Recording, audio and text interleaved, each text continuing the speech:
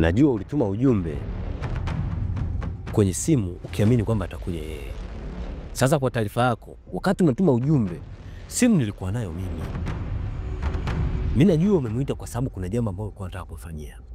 Sasa kama ulikuwa unataka kumfanyia yeye, nimekuja mimi unifanyie. Alafu naongea na wewe, augeuki hata nyuma.